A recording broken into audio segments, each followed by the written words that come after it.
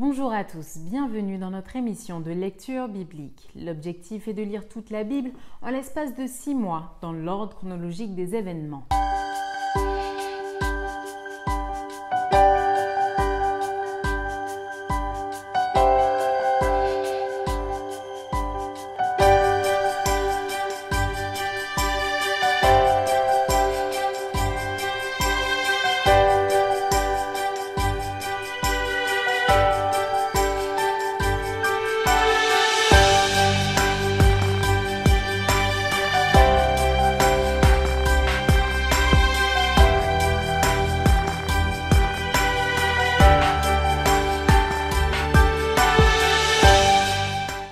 Cette émission vous est proposée par l'Église adventiste du 7e jour d'Évry.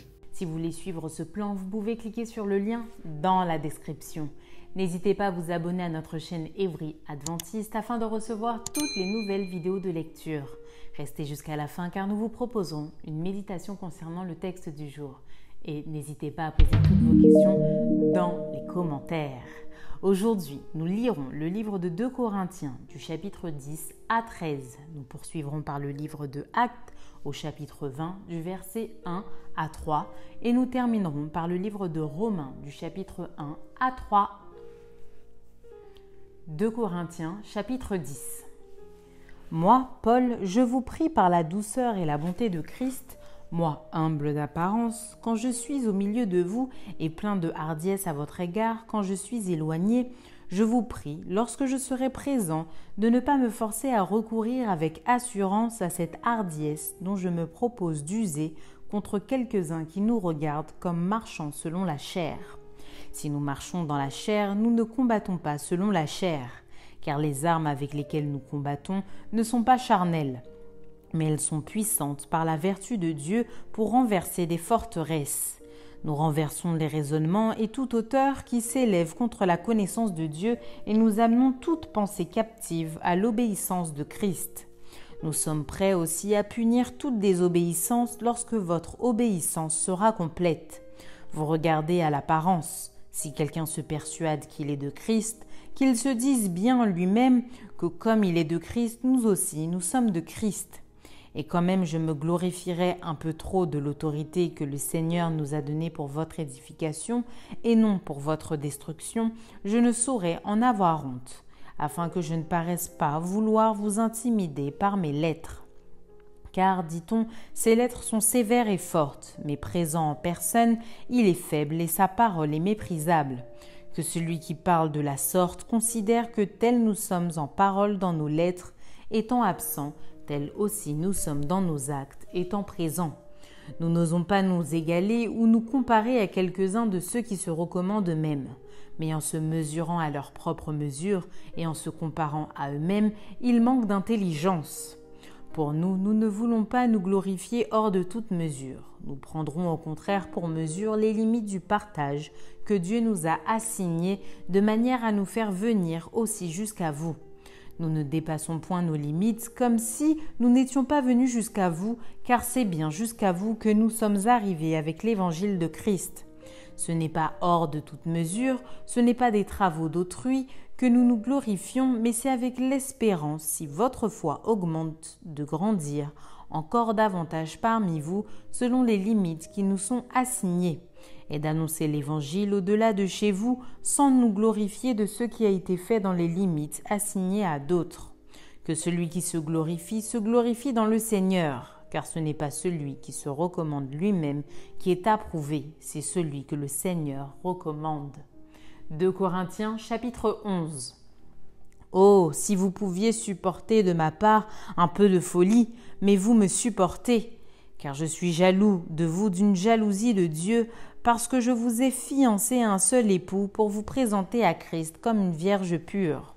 Toutefois, de même que le serpent séduisit Ève par sa ruse, je crains que vos pensées ne se corrompent et ne se détournent de la simplicité à l'égard de Christ. Car si quelqu'un vient vous prêcher un autre Jésus que celui que nous avons prêché, ou si vous recevez un autre esprit que celui que vous avez reçu, ou un autre évangile que celui que vous avez embrassé, vous le supportez fort bien. Or, j'estime que je n'ai été inférieur en rien à ces apôtres par excellence. Si je suis un ignorant sous le rapport du langage, je ne le suis point sous celui de la connaissance, et nous l'avons montré parmi vous à tous égards et en toutes choses. Ou bien ai-je commis un péché, parce que m'abaissant moi-même, afin que vous fussiez élevés, je vous ai annoncé gratuitement l'évangile de Dieu? J'ai dépouillé d'autres églises en recevant d'elles un salaire pour vous servir. Et lorsque j'étais chez vous et que je me suis trouvé dans le besoin, je n'ai été à charge à personne, car les frères venus de Macédoine ont pourvu à ce qui me manquait. En toutes choses, je me suis gardé de vous être à charge, et je m'en garderai. Par la vérité de Christ qui est en moi, je déclare que ce sujet de gloire ne me sera pas enlevé dans les contrées de l'Achaïe. Pourquoi? Parce que je ne vous aime pas? Dieu le sait.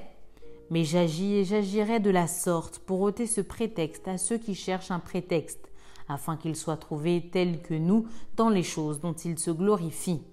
Ces hommes-là sont de faux apôtres, des ouvriers trompeurs déguisés en apôtres de Christ.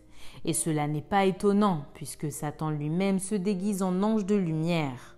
Il n'est donc pas étrange que ses ministres aussi se déguisent en ministres de justice.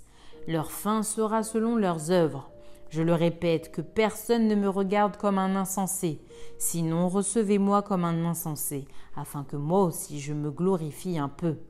Ce que je dis, avec l'assurance d'avoir sujet de me glorifier, je ne le dis pas selon le Seigneur, mais comme par folie. Puisqu'il en est plusieurs qui se glorifient selon la chair, je me glorifierai aussi. Car vous supportez volontiers les insensés, vous qui êtes sages. Si quelqu'un vous a servi, si quelqu'un vous dévore, si quelqu'un s'empare de vous, si quelqu'un est arrogant, si quelqu'un vous frappe au visage, vous le supportez. J'ai honte de le dire, nous avons montré de la faiblesse. Cependant, tout ce que peut oser quelqu'un, je parle en insensé, moi aussi je l'ose. Sont-ils hébreux? Moi aussi. Sont-ils israélites? Moi aussi. Sont-ils de la postérité d'Abraham? Moi aussi. Sont-ils ministres de Christ? Je parle en homme qui extravague. Je le suis plus encore, par les travaux bien plus, par les coups bien plus, par les emprisonnements bien plus. Souvent, en danger de mort, 5 fois j'ai reçu des Juifs 40 coups moins 1. 3 fois j'ai été battu de verge, 1 fois j'ai été lapidé. 3 fois j'ai fait naufrage, j'ai passé un jour et une nuit dans l'abîme. Fréquemment en voyage, j'ai été en péril sur les fleuves, en péril de la part des brigands, en péril de la part de ceux de ma nation, en péril de la part des païens, en péril dans les villes, en péril dans les déserts, en péril sur la mer, en péril parmi les faux frères. J'ai été dans le travail et dans la peine, exposé à de nombreuses veilles, à la faim et à la soif, à des jeûnes multipliés, au froid et à la nudité. Et sans parler d'autre chose, je suis assiégé chaque jour par les soucis que me donnent toutes les églises. Qui est faible, que je ne sois faible? Qui vient à tomber, que je ne brûle? S'il faut se glorifier, c'est de ma faiblesse que je me glorifierai. Dieu, qui est le Père du Seigneur Jésus et qui est béni éternellement, sait que je ne mens point. À Damas, le gouverneur du roi Arétas faisait garder la ville des Damascéniens pour se saisir de moi. Mais on me descendit par une fenêtre dans une corbeille le long de la muraille et j'échappais de leurs mains. 2 Corinthiens chapitre 12. Il faut se glorifier, cela n'est pas bon. J'en viendrai néanmoins à des visions et à des révélations du Seigneur. Je connais un homme en Christ qui fut, il y a 14 ans, ravi jusqu'au 3e ciel. Si ce fut dans son corps, je ne sais. Si ce fut hors de son corps, je ne sais. Dieu le sait. Et je sais que cet homme, si ce fut dans son corps ou sans son corps, je ne sais, Dieu le sait, fut enlevé dans le paradis et qu'il entendit des paroles ineffables qu'il n'est pas permis à un homme d'exprimer. Je me glorifierais d'un tel homme, mais de moi-même je ne me glorifierais pas, sinon de mes infirmités. Si je voulais me glorifier, je ne serais pas un insensé, car je dirais la vérité. Mais je m'en abstiens, afin que personne n'ait à mon sujet une opinion supérieure à ce qu'il voit en moi ou à ce qu'il entend de moi. Et pour que je ne sois pas enflé d'orgueil, à cause de l'excellence de ces révélations, il m'a été mis une écharpe dans la chair, un ange de Satan pour me souffléter et m'empêcher de m'enorgueillir. 3 fois j'ai prié le Seigneur de l'éloigner de moi, et il m'a dit « Ma grâce te suffit, car ma puissance s'accomplit dans la faiblesse. » Je me glorifierai donc bien plus volontiers de mes faiblesses, afin que la puissance de Christ repose sur moi. C'est pourquoi je me plais dans les faiblesses, dans les outrages, dans les calamités, dans les persécutions, dans les détresses pour Christ, car quand je suis faible, c'est alors que je suis fort. J'ai été un insensé, vous m'y avez contraint. C'est par vous que je devais être recommandé, car je n'ai été inférieur en rien aux apôtres par excellence, quoique je ne sois rien. Les preuves de mon apostolat ont éclaté au milieu de vous par une patience à toute épreuve, par des signes, des prodiges et des miracles. En quoi avez-vous été traité moins favorablement que les autres églises, sinon en ce que je ne vous ai point été à charge? Pardonnez-moi ce tort. Voici pour la 3e fois, je suis prêt à aller chez vous et je ne vous serai point à charge, car ce ne sont pas vos biens que je cherche, c'est vous-même. Ce n'est pas en effet vos enfants à amasser pour leurs parents, mais aux parents pour leurs enfants. Pour moi, je dépenserai très volontiers et je me dépenserai moi-même pour vos âmes, dussé-je, en vous aimant davantage, être moins aimé de vous. Soit, je ne vous ai point été à charge, mais en homme astucieux, je vous ai pris par ruse. Ai-je tiré du profit de vous par quelqu'un de ceux que je vous ai envoyés? J'ai engagé Tite à aller chez vous et avec lui j'ai envoyé le frère. Est-ce que Tite a exigé quelque chose de vous? N'avons-nous pas marché dans le même esprit, sur les mêmes traces? Vous vous imaginez depuis longtemps que nous nous justifions auprès de vous. C'est devant Dieu en Christ que nous parlons. Et tout cela, bien-aimés, nous le disons pour votre édification. Car je crains de ne pas vous trouver à mon arrivée tel que je voudrais et d'être moi-même trouvé par vous tel que vous ne voudriez pas. Je crains de trouver des querelles, de la jalousie, des animosités, des cabales, des médisances, des calomnies, de l'orgueil et des troubles. Je crains qu'à mon arrivée, mon Dieu ne m'humilie de nouveau à votre sujet et que je n'ai à pleurer sur plusieurs de ceux qui ont péché précédemment et qui ne se sont pas repentis de l'impureté, de l'impudicité et des dissolutions auxquelles ils se sont livrés. 2 Corinthiens, chapitre 13. Je vais chez vous pour la 3e fois. Toute affaire se réglera sur la déclaration de 2 ou de 3 témoins. Lorsque j'étais présent pour la 2e fois, j'ai déjà dit, et aujourd'hui que je suis absent, je dis encore d'avance à ceux qui ont péché précédemment et à tous les autres, que si je retourne chez vous, je n'userai d'aucun ménagement.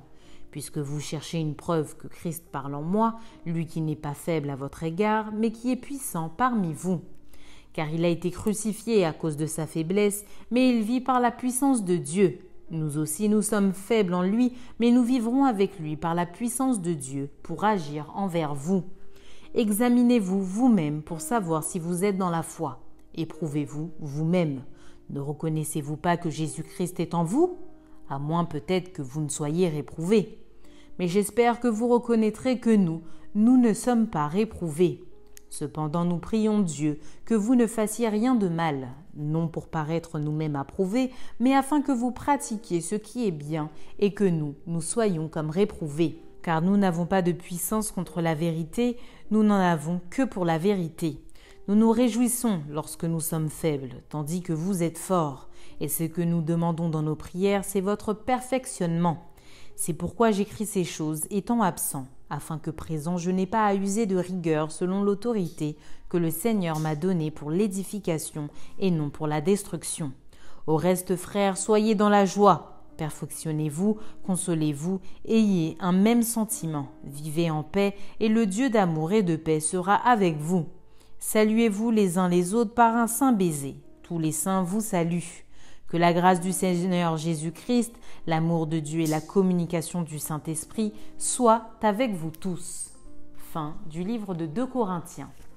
Actes chapitre 20, verset 1.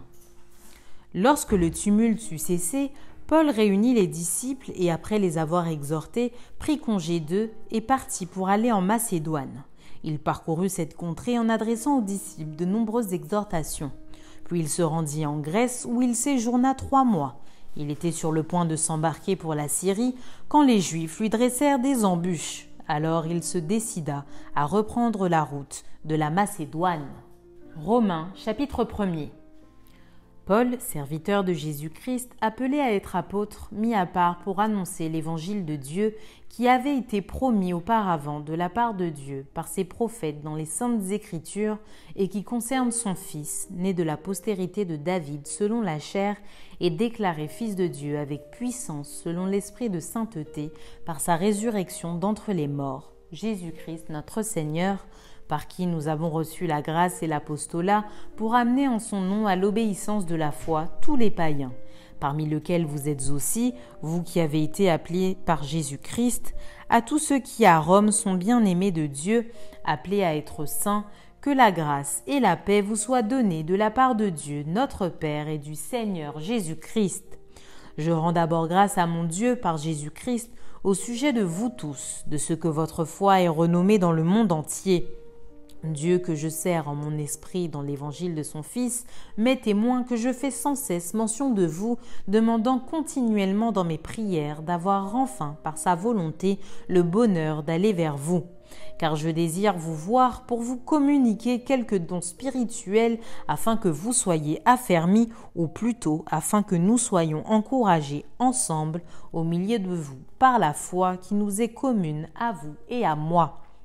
Je ne veux pas vous laisser ignorer, frères, que j'ai souvent formé le projet d'aller vous voir afin de recueillir quelques fruits parmi vous comme parmi les autres nations. Mais j'en ai été empêché jusqu'ici. Je me dois aux Grecs et aux barbares, aux savants et aux ignorants. Ainsi, j'ai un vif désir de vous annoncer aussi l'Évangile à vous qui êtes à Rome. Car je n'ai point honte de l'Évangile, c'est une puissance de Dieu pour le salut de quiconque croit, du juif premièrement, puis du grec, parce qu'en lui est révélée la justice de Dieu par la foi et pour la foi, selon qu'il est écrit, le juste vivra par la foi. La colère de Dieu se révèle du ciel contre toute impiété et toute injustice des hommes qui retiennent injustement la vérité captive, car ce qu'on peut connaître de Dieu est manifeste pour eux, Dieu le leur ayant fait connaître. En effet, les perfections invisibles de Dieu, sa puissance éternelle et sa divinité, se voient comme à l'œil depuis la création du monde quand on les considère dans ses ouvrages. Ils sont donc inexcusables puisque, ayant connu Dieu, ils ne l'ont point glorifié comme Dieu et ne lui ont point rendu grâce. Mais ils se sont égarés dans leurs pensées et leur cœur sans intelligence a été plongé dans les ténèbres. Se vantant d'être sages, ils sont devenus fous. Et ils ont changé la gloire du Dieu incorruptible en image, représentant l'homme corruptible, des oiseaux, des quadrupèdes et des reptiles. C'est pourquoi Dieu les a livrés à l'impureté selon les convoitises de leur cœur, en sorte qu'ils déshonorent eux-mêmes leur propre corps.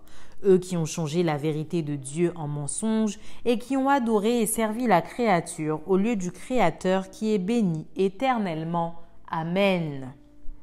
C'est pourquoi Dieu les a livrés à des passions infâmes, car leurs femmes ont changé l'usage naturel en celui qui est contre nature. Et de même, les hommes, abandonnant l'usage naturel de la femme, se sont enflammés dans leurs désirs, les uns pour les autres, commettant homme avec homme des choses infâmes et recevant en eux-mêmes le salaire que méritait leur égarement. Comme ils ne se sont pas souciés de connaître Dieu, Dieu les a livrés à leur sens réprouvé pour commettre des choses indignes. Étant remplis de toute espèce d'injustice, de méchanceté, de cupidité, de malice, pleins d'envie, de meurtre, de querelles, de ruse, de malignité, rapporteurs, médisants, impies, arrogants, hautains, fanfarons, ingénieux au mal, rebelles à leurs parents, dépourvus d'intelligence, de loyauté, d'affection naturelle, de miséricorde. Et bien qu'ils connaissent le jugement de Dieu, déclarant dignes de mort ceux qui commettent de telles choses. Non seulement ils les font, mais ils approuvent ceux qui les font. Romains, chapitre 2. Ô homme, qui que tu sois, toi qui juges, tu es donc inexcusable, car en jugeant les autres, tu te condamnes toi-même, puisque toi qui juges, tu fais les mêmes choses.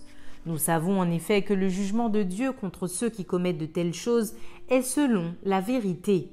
Et penses-tu aux hommes qui jugent ceux qui commettent de telles choses et qui les fait, que tu échapperas au jugement de Dieu? Ou méprises-tu les richesses de sa bonté, de sa patience et de sa longanimité, ne reconnaissant pas que la bonté de Dieu te pousse à la repentance? Mais par ton endurcissement et par ton cœur impénitent, tu t'amasses un trésor de colère pour le jour de la colère et de la manifestation du juste jugement de Dieu qui rendra à chacun selon ses œuvres, réservant la vie éternelle à ceux qui, par la persévérance à bien faire, cherchent l'honneur, la gloire et l'immortalité, mais l'irritation et la colère à ceux qui, par esprit de dispute, sont rebelles à la vérité et obéissent à l'injustice. Tribulation et angoisse sur toute âme d'homme qui fait le mal, sur le juif premièrement, puis sur le grec. Gloire, honneur et paix pour quiconque fait le bien, pour le juif premièrement, puis pour le grec. Car devant Dieu il n'y a point d'acception de personne. Tous ceux qui ont péché sans la loi périront aussi sans la loi, et tous ceux qui ont péché avec la loi seront jugés par la loi. Ce ne sont pas en effet ceux qui écoutent la loi qui sont justes devant Dieu, mais ce sont ceux qui la mettent en pratique qui seront justifiés.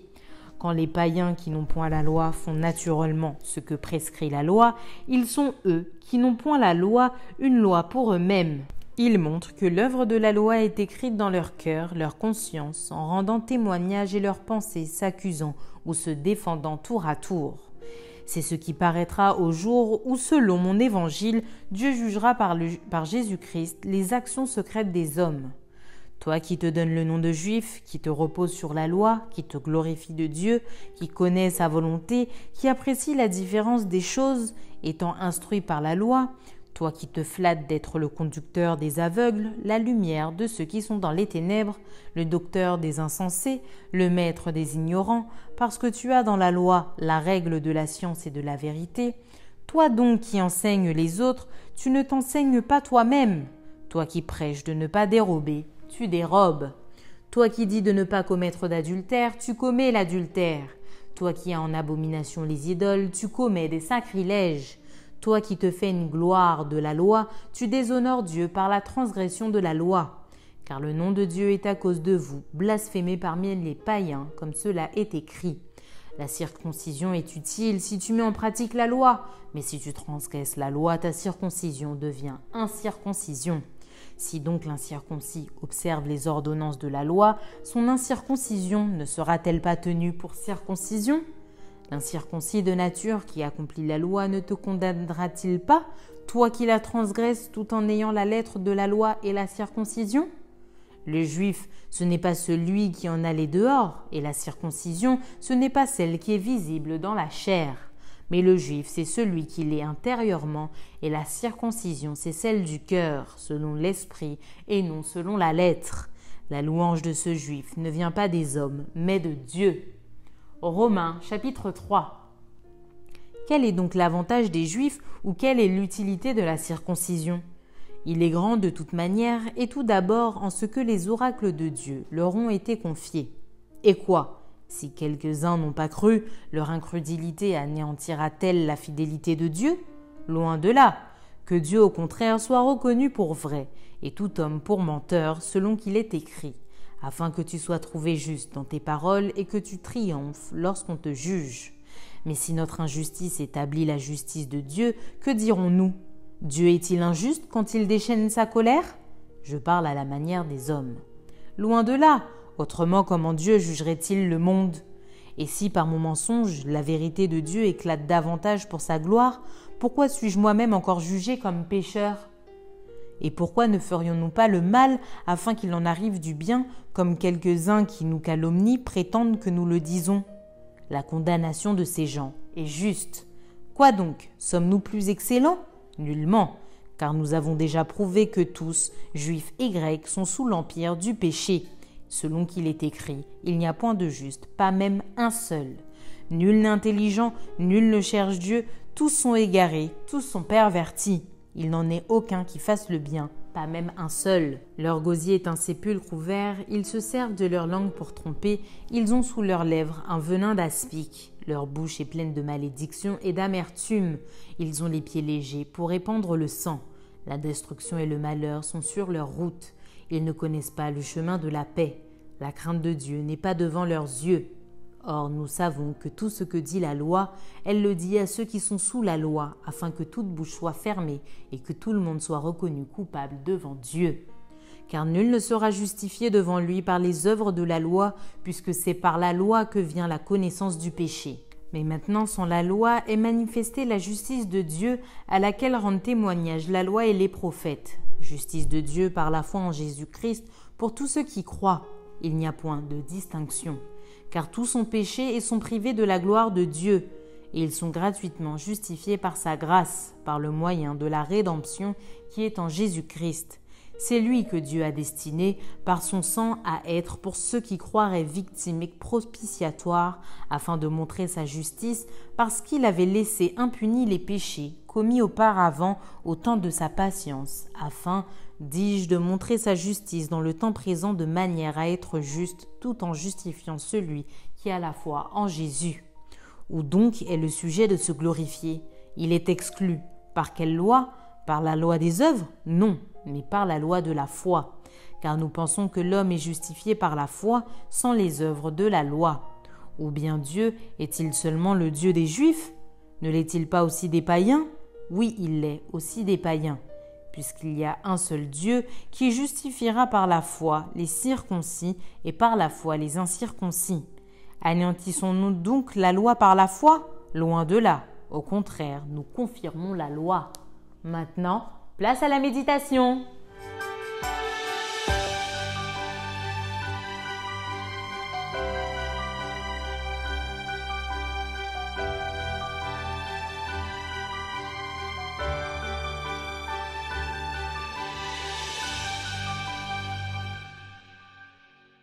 Bonjour, chers amis internautes. Aujourd'hui, notre lecture de la Bible se fera autour de 2 Corinthiens chapitre 10 à 13, Actes des Apôtres chapitre 20, 1 à 3 et Romains chapitre 1 à 3. J'aime autant vous dire de suite que nous allons nous arrêter sur une petite péricope de l'Épître aux Romains au chapitre 1, 16 à 17. Dans ce texte ici, Paul met nettement en évidence que l'Évangile est la puissance de Dieu. L'Évangile, en fait, pour Paul, c'est la force invincible de Dieu. D'ailleurs, Paul va utiliser un mot très fort qui traduit le mot puissance. En grec, le mot puissance veut dire dynamis. C'est le même mot que va utiliser, en fait, le chimiste suédois, c'est l'inventeur de l'explosif, Alfred Nobel, pour parler de la dynamite. Le mot dynamite, d'ailleurs, est dérivé du grec dynamis, qui exprime l'idée de la puissance. En clair, pour Paul, l'évangile est de la dynamite. C'est de la dynamite pour celui qui croit. En effet, celui qui reçoit l'évangile ouvre son cœur à une puissance extraordinaire, une puissance dynamisante, de telle sorte que cette puissance qu'est l'évangile va bouleverser l'être intérieur. Cette puissance va littéralement détruire dans l'homme tout ce qui n'est pas de Dieu. Il va mettre avec autorité à mort la mort du moi, c'est-à-dire la mort de celui qui le reçoit. Si donc, après avoir frappé mortellement le moi, cette puissance que l'évangile va commencer à s'installer, de telle sorte que cet évangile va finir par devenir dans l'âme du croyant une montagne de foi qui va envahir, ou du moins qui va remplir l'être intérieur du croyant.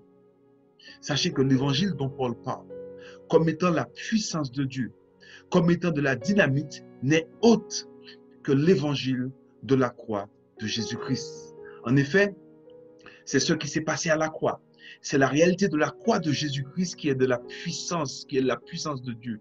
Seule la puissance de la croix, seule la puissance du sang, comme je vous ai dit, qui a coulé à la croix, seule cette puissance a cette capacité de faire de chacun de nous une nouvelle créature. Seule la puissance de la croix est capable non seulement de transformer, mais aussi de ressusciter, même des morts. Oui, mes amis, seule la puissance de l'évangile de la croix est capable de faire capituler le moi, est capable de faire capituler l'ego. Seule la puissance de la croix est capable même de transformer une bête sauvage en agneau.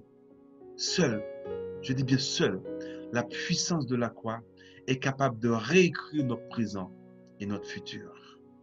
Lorsque la puissance de la croix agit dans le cœur, cette puissance remplit l'âme de l'amour de Dieu. Puis, le texte nous dit que l'amour de Dieu est répandu dans le cœur de cette personne par le Saint-Esprit qui nous a été donné. Chers amis internautes, laissez-moi vous poser une question. Depuis que vous écoutiez cette lecture de la Bible, avez-vous rencontré Jésus? Voulez-vous vraiment accepter la croix de Jésus afin de devenir en fait une nouvelle créature, de telle sorte que vous deveniez une bénédiction pour ceux et celles qui vous entourent de ce monde? Dites-moi, chers amis internautes, qu'allez-vous décider? Qu'allez-vous répondre à cet appel? Voici, je vous le dis, chers amis, la balle est dans votre camp. Sachez que Dieu vous appelle afin que cette puissance qui émane de la croix puisse vous changer, vous transformer et faire de vous des hommes et des femmes selon le cœur de Dieu. Amen. Merci d'avoir partagé cette lecture avec nous. Je vous donne rendez-vous demain, si Dieu veut, pour un nouvel épisode.